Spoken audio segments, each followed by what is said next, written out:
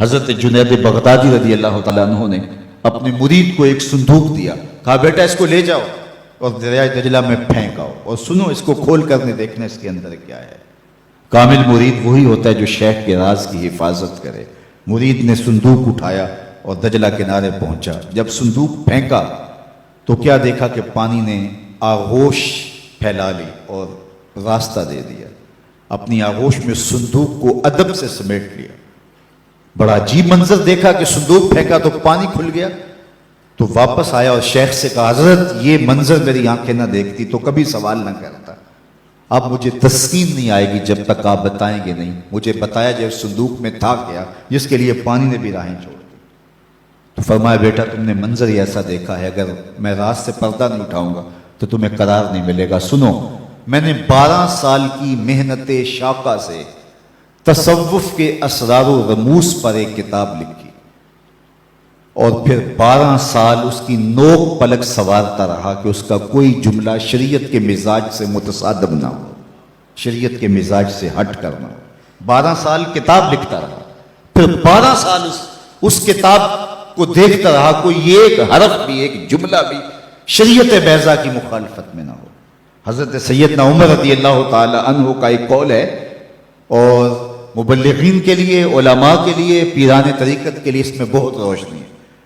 آپ فرمائے یہ نہ دیکھو کہ تمہاری وجہ سے کتنے لوگ ہدایت پہ آئے، یہ دیکھو تمہاری وجہ سے کوئی گمراہ تو نہیں ہوا۔ ڈاکٹر یہ نہ دیکھے کہ اتنے لوگ میرے ہاسپٹل سے شفا پا کے گئے ہیں، یہ دیکھے کہ میری غلط دعائی سے کوئی مریض مر تو نہیں گیا۔ تو کہا میں نے 12 سال محنت کی ہے کہ اس کتاب کی نوک پلک سوارتا رہا، کوئی جملہ شریعت کے مزاج سے ہٹ کرنا ہو۔ 24 سال بیت گئے، اللہ اکبر۔ پھر 12 سال سوچتا رہا اس کتاب کو لوگوں تک پہنچاؤں کہ نہ پہنچاؤں۔ 12 سال اس سوچ میں گزر گئے۔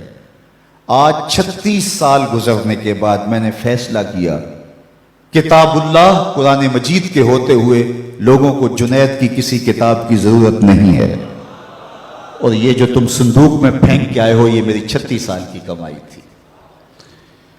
تو کتاب سے وابستگی اختیار کرنا، کتاب اللہ کے ساتھ تمسک اختیار کرنا، یہ تصوف کا وہ ضابطہ ہے جو صوفی کو حقیقی صوفی بناتا ہے۔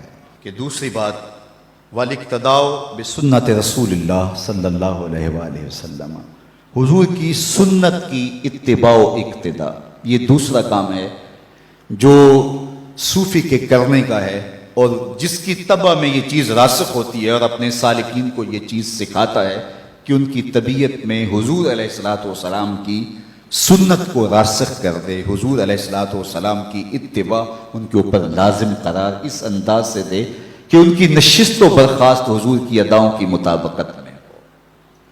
خلاف پیمبر کسے را گزید، ہرگز نہ خواہد بمنزل رسید۔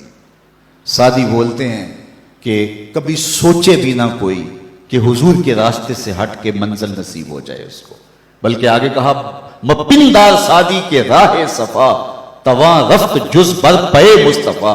سادی سوچنا بھی نہ، کبھی گمان بھی نہ کرنا کہ حضور کے راستے سے ہٹ کر کسی راستے پہ چلے اور تجھے منزل نصیب ہو جائے۔ منزل تو رسول اللہ کے قدموں تلے۔ تو اس لیے منزل تک پہنچنے کے لیے حضور علیہ الصلوۃ والسلام کی اتباع کرنا ہوگی، اور یہ صوفی کے مزاج میں چیز راسخ ہو تو اس کا تصوف حقیقی تصوف ہے، اور وہ حقیقی رنگ کے اندر آگے بڑھ رہا ہے۔